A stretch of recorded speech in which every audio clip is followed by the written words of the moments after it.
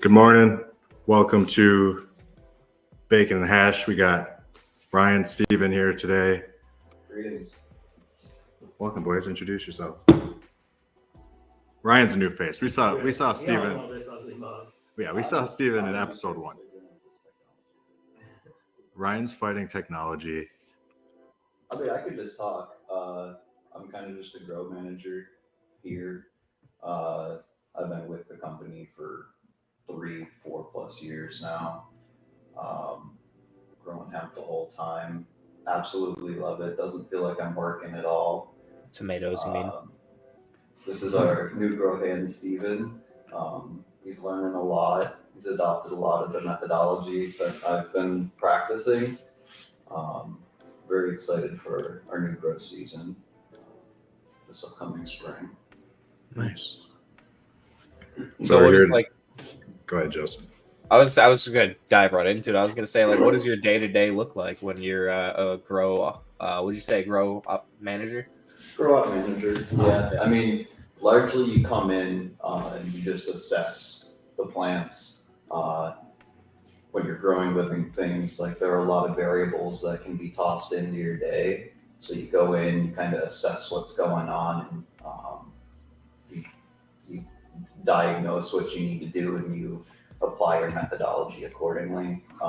Largely, when it's cold, we just have to spray water everywhere to keep the humidity up. We've got to fight like different insects, so we like just largely walk through, keep an eye on different symptoms and stuff. Ryan just showed me a bin of worms that'll be utilized. A bin of worms, maybe some mites. I think these guys have as well. No. Well, yeah, we do have some predatory mites we talked about. Well, we can dig into that later. There's some shithead mites too. Yeah. What do you guys mean? No, go ahead. What do you mean shithead mites? I want to know about these. There's this type of mite. It's called the hemp russet mite, and as you might expect, it attacks hemp plants. They're very small, and you can really only notice them when there's so many that they've accumulated. It looks like a mildew, like a powder on your plant. But they just burrow into the woody part of the plant and lay their egg. So it's very difficult to get rid of these over generations if they've already established themselves. But largely, like being sterile and practicing the right methodology can help avoid that, and that'll kind of lead into some sections we're going to be talking about today. They're kind of like the emerald ash borer, which is a bug some people might be more familiar with. Emerald ash borer. Yeah. Okay, we won't keep going. We're gonna just see. We'll just dive down. Yeah, right. Today, next thing you know, we're into just more bugs. No, today is clippings and seeds for the fellas, and we're gonna take it step by step with this grow thing. We did indulge before this Space Junkie. Shout out Space Junkie. I don't have a picture right at hand right now. I usually do, but feeling pretty good, I would say. We're all feeling pretty good, so feel free to chime in, anybody, leave some questions. These guys are knowledgeable. That's what they're here for. So clippings versus seeds, even where to start. What is the difference? What is the portion of the life cycle of this right now? Like largely, like what came first, the clipping or the seed? The seed came first. Is that a question? Is that like a known question? Like which came first, the clipping or the seed? It's real though. Like when you take a cut off of a live hemp plant, like it'll never grow the taproot that a seed will. So if you're gonna take a genetic copy of a hemp plant you've got, you basically lob a branch off, you stick it in an acid that will burn some outer plant cells and stimulate them to grow into roots, rather. It's kind of like stem cells in humans, but I'm not going to pretend to know like all the science behind it. But yeah, you'll get a 100% exact copy. Cuttings. On the other hand, Um, you gotta kind of understand biology a little bit, a mother and a father, and then their that cells and look to produce eggs that has like a bell-shaped kind of phenotype, looking more like the mother or the father. So like you kind of get inconsistent that you take a bunch of branches off the same plant, you'll get a pretty even crop that'll grow the same. Everything will be consistent. I guess we're looking at a picture here. Those are just trays of some of the cuttings we have. We found that taking the cut and sticking them in the perlite was a great way of propagating roots. We hadn't been doing this before, but perlite was so inexpensive for us, and it's a sterile medium that like it's the perfect environment to propagate roots in. What is this right here? I know we checked this out just before we came on. Yeah, that's just a root. Yeah, that's a single root coming out of that tray right there. I probably picked up the worst tray for an example. The tray directly to the right of it just has roots everywhere, but yeah, that's a single root right there. Tells you what? It's ready to go, it's going to the next step. Is this thing It's developing as a plant, and it will be ready for transplant into our larger pots, as we discussed on the last show. It's, carrying that cycle through and moving through the plant cycle itself is ready for vegetative growth, essentially. I got a couple questions for the fellas here. Again, this is brought in from people that are interested in this, talking to the growers, but we kind of went over this. How does cloning through clippings ensure genetic replication? You guys kind of touched on that already, genetic replication. I like kind of gave it a glancing blow. I don't know a whole hell of a lot about the science of it, but I can see just from my own experience that I've got hemp plants that I've been able to keep alive for 4 years, just cloning them, just taking branches off, making them grow roots and making them grow out. I've heard of things like genetic degradation, where like over thousands of cuts, like you lose your genetics over time. I definitely should dig into that more, but like I'm at 4 years with my industrial hemp Hawaiian haze, and it's just as stinky as it was the day I put the seed down. So is that like your own custom? You're doing something, right? Yeah. Does it become your own custom kind of thing? I'm gonna be honest, like we have that Hawaiian haze, and we're not growing or flowering that one out right now explicitly, but like I protect it like a baby because I don't know if I'll ever be able to mimic that genetic again. Like I could look for Hawaiian haze seeds, but like again, whole different types of phenotypes of Hawaiian haze. I just really like the one I've got right now. So it's like Ryan's Hawaiian haze. Never gonna get it again. It's part of the family. Ryan Hayes. Mm-hmm. It's called Ryan Hayes. That's awesome though. Like to start putting your stamp on a strain that might be one of your favorites. Sweet. So it just keeps it rolling, huh? Like over and over. Seeds, you're telling me, aren't, as you can't keep them on point as much. You don't know what you're gonna get, but they're lovely in the sense that you can store your genetics over time. When you're dealing with cuts, you're always having to baby a plant that has branches that you need to cut off to grow. When you have a seed, you can kind of just keep it cool and dry until you're ready to put that shit in the ground and grow a plant. So like, it's definitely not for the at-home grower, because the at-home grower is not going to have a plant that's 8 to 12 months old with like healthy branches ready to be lobbed off. Actually, you don't need that much time to do that. But And I don't know, I've seen some pretty cool home grows that definitely got a mother on one side and a flowering tent on the other. And yes, well, if you're rocking one genetic, you can do that. yeah, 100%. You could be cloning at home. yeah, doing some clones. That's awesome. No, I saw it. I'm just showing it again. If anybody missed that earlier, I think that's what I'm showing right now. Right, I'm doing this correctly. These are clones. They were put into. It's a white. What is that? Perlite is an expanded volcanic rock. It just really holds water well. It's very well draining.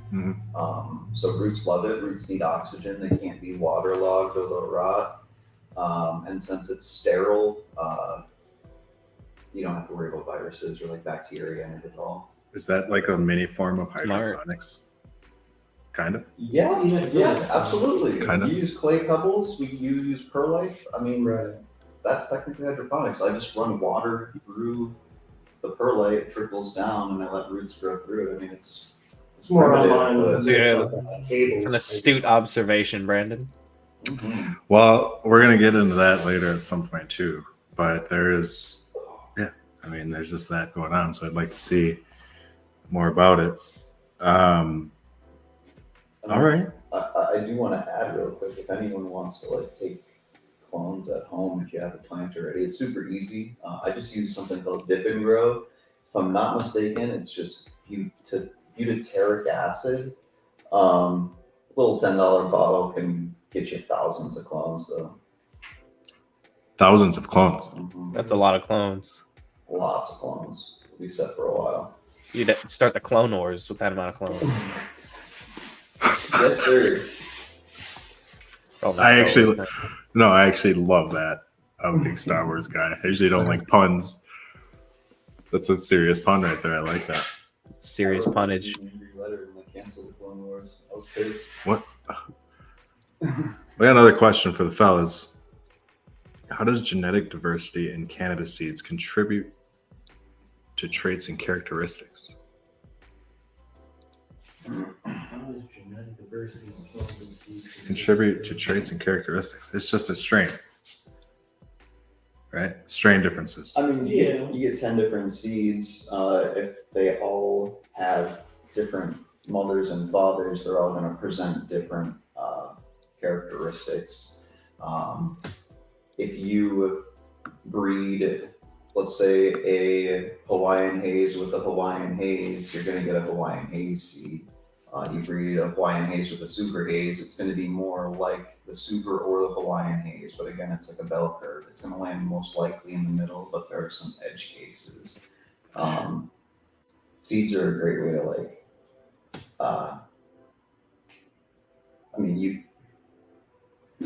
I kind of just lost my thought there. It's fine. it happens to the best of Shout us. out the dispensary. We just had some space junkie Yeah. before It's a this show. That is a perfect segue. Right. That happens all the time. I'm straight just blanked, just looking out in the screen as well. I'm also the weirdo out of the three of us here, so. What's that? So I guess to expand a little further is like if you took 10 seeds and you threw them all in dirt and let them grow out, there's a good chance that you're going to see potentially 10 different looking plants, or 3 that look one way, 4 that look a different way, and then 3 that look a different way. All those plants are going to have a little bit different variables, traits, whatever you want to call it. And those are what we pick and what we look for when we try to find the mothers, which is then what we take clones off of, right? So you try to find the best one? Yeah, For the we mother? cherry pick the best Okay. one after we grow from seed, and then that one becomes our mother. Nice. Survival of That the would be, fittest, basically. And then you take the best mothers Absolutely. That's Oh. And the best Oh. fathers. and the best And then fathers. they No start to fathers? love each No other very fathers, no. much. No fathers. We don't. Why No not? seeds. Why don't? That's another question here. Why? Sorry. No, it's true. Why no fathers? we don't want any pollen droppers. The ladies are the ones that, shoot out the white pistols. They're looking for pollen and everything. The fathers grow balls and drop pollen. It just floats around in the air, and the ladies will just pick it up, suck it into the flowers, and just start developing seeds. Because both the sex cells met, you're making babies now. And you don't want And seeds in mommies your and flower. fathers love each other very So- much. Right. And that goes back to what Ryan was explaining too, is where if you wanted to cross a Hawaiian haze and a Hawaiian haze, you've got to have the father with the pollen stacks that's going to generate those, that pollen, to pollinate the female Hawaiian haze so that you can maintain the the lineage of Hawaiian haze and Hawaiian haze, but that's also how you would create your new strains is by mixing Hawaiian haze with blue meringue, male, female, and then that comes back to that bell curve where we kind of figure out our best traits, what's best with that cross plant now. I've got a question for you. JB's got a question. Oh, So this is just more of a personal question, I guess, rather than like a fact. But what is like your guys' favorite strain, or have you guys ever tried creating your own custom strain? And if not, would you be interested in what? And what would you do? Like, what would you make? I was actually gonna like interject before I heard your question and talk about part of your question already. Okay. I've been pretty unsuccessful. I tried doing it through the winter. But let's start with favorite strains. Favorite strain to smoke or favorite strain to grow? To grow. So I think Purple Punch is one of my favorites, both to grow and to smoke. I'm an Okay. indica smoker. It's Classic strain. heavy indica, yeah. Yeah, If I definitely. could get my hands on King Louis or something like that, I'm sure that would be up there, but that's that strain lineage. It's hard to come across these days. Okay. I have a couple. Like I've really been liking the blue meringue just because right when it starts to flower, the little flower slices just look like little blueberries on the plant. But I think the Hawaiian haze is my favorite. Just like out of all the hemp I've grown, it's the skunkiest, it's the stinkiest. I really like how it branches. It's very like zigzaggy. It's very high branching too, so it's like a lot of little popcorn buds. And it's actually like one of the most vigorously growing plants that I've ever grown. Like it's always thirsty, can always use extra nutrients. So like I can't complain with that. So you love when they eat nutrients? Yeah, when they're big feeders. Does that mean they're I going to love be them. like better the quality It's like or like healthy babies. Well, I mean, healthy just big colas, big fat flowers. I Yeah. mean, it's better than underfeeding, you know. Right, for sure. Overwatered and stuff. Getting a button. No, it's my It's all good. The tech, it's tech.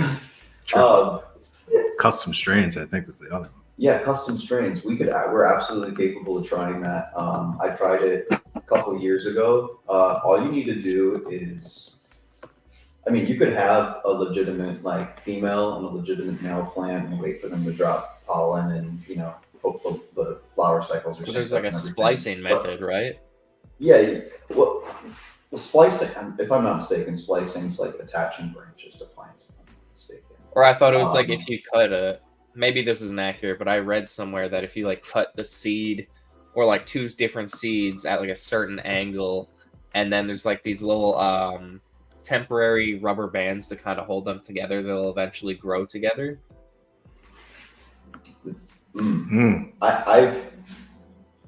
It's pretty intense. I think that's still like splicing. I've heard of farmers growing like lemon trees and then splicing orange branches onto them because the lemon was like vigorously growing trunk or whatever. Like I don't know a hell of a lot about that, but you can select whatever plants you want to use as long as you've got females. You can what's the word? You can turn a female into a male plant. Plants have hormones just like humans. If you use silver in the appropriate quantities, you apply it weekly, it'll block certain hormones while flowering that'll block a female plant from turning into a female, so it'll stress turn into a male plant.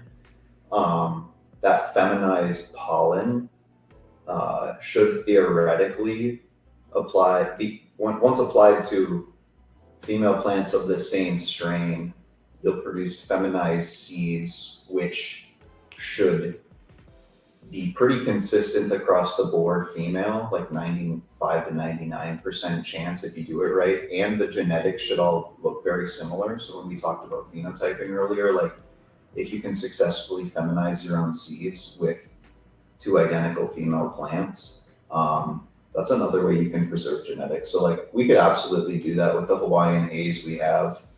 It's a way to protect the genetic. I think that's an actual question in here. Or well, this is an offshoot of your question here. From Antonio. Identify your male from female seed. Oh, Yeah, that's the fun part, because unfortunately there's a 0% chance you're gonna be able to tell the difference. You got to put that shit in the ground, and you got to wait for it to grow and start flowering it out and keep an eye on it. Is that the only time you can tell? It's like when it starts to, like right before you're like, God damn it. Yeah. Well, yeah, and along any point of its flowering state, essentially. Sometimes you're a little too late. And it is a male, and you find out too late. It happens. It's just everywhere. Mhm. Yeah. Oh, Yeah. I've had a grow where like there was a hidden male plant in the room, and everything just completely seeded out. You know, the whole harvest was done because of a single male. So I don't like starting from seed. It's not the way for me. because all of a sudden there's just one. I have dude. anxiety. I don't want to be sticking to that at home. Like, No, that's probably to me. I would say the biggest.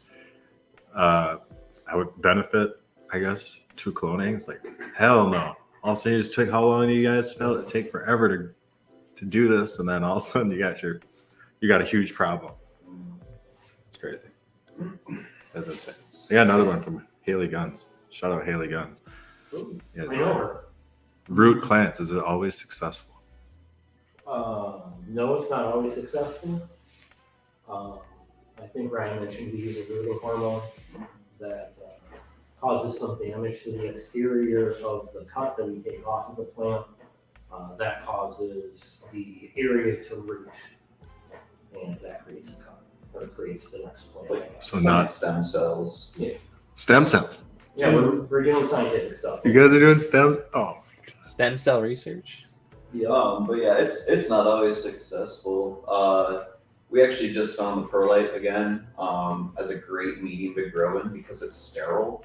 When you know the medium you're growing in doesn't have anything competing with the roots that are going to be growing through it, you can kind of just like let them chill until they root. If you were to just stick these cuts in the dirt, I can guarantee your dirt has microorganisms in it and viruses and stuff that will immediately start attacking like a fresh cut and like You don't want that. right away.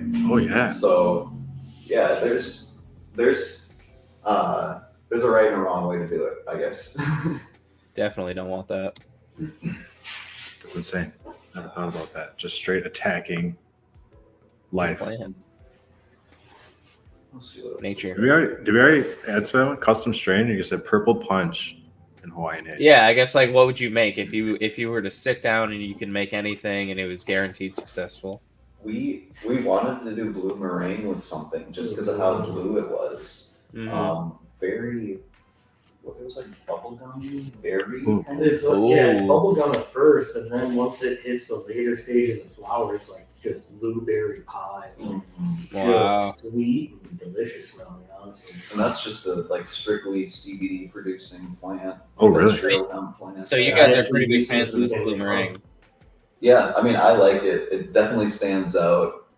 The bosses Mhm. like it as well. Everybody likes purple flower, so you gotta have at least one Absolutely. purple flower. I have a question. Offshoot. How do I see the strains with like pinks and like crazy colors on it? Is that a thing? What is that all about? It's kind of an offshoot question.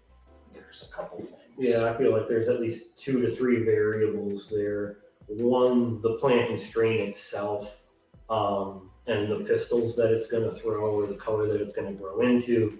There are also some things in the realm of nutrients that you can do that can intensify colors, deaden colors, bring out different colors that may not necessarily be there.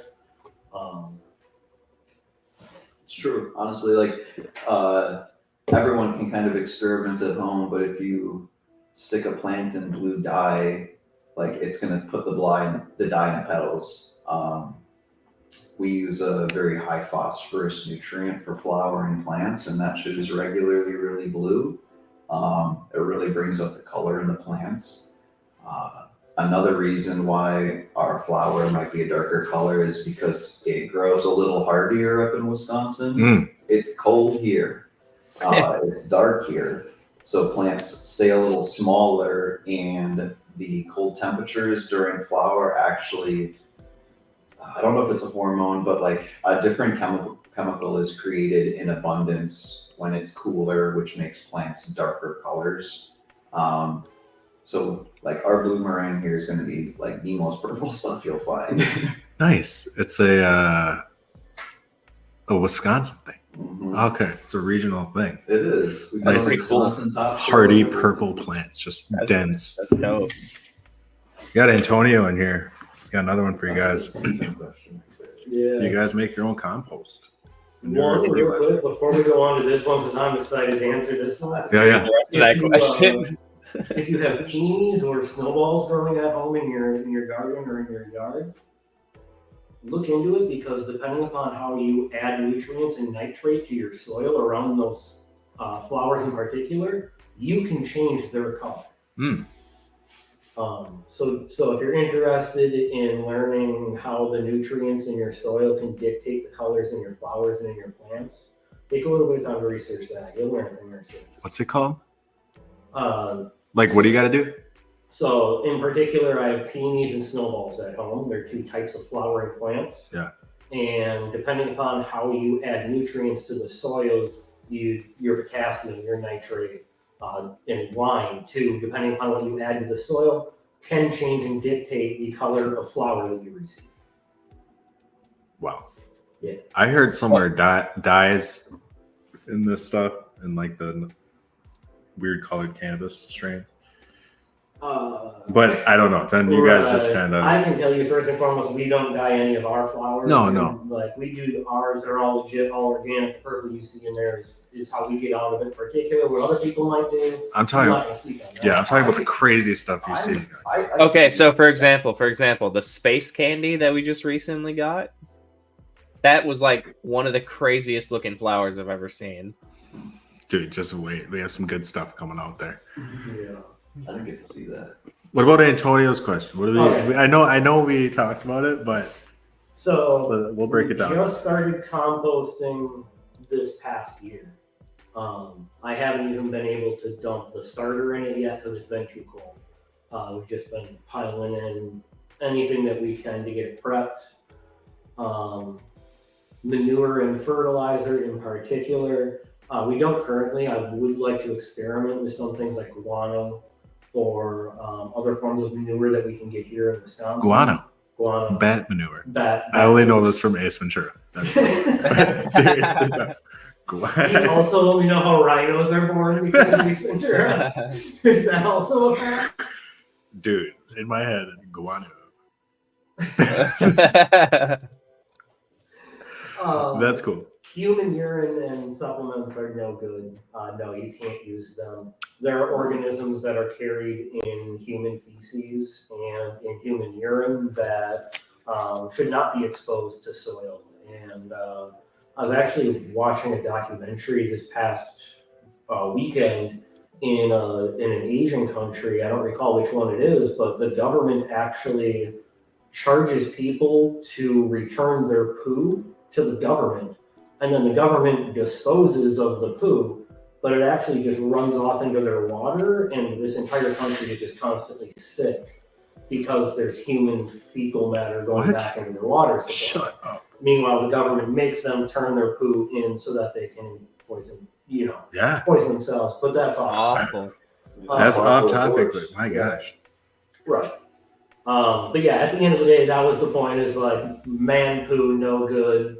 Animal poo, you have to pick what you're going to utilize and how much you're going to utilize on top of that. There's a lot of ferret shit in that compost right now.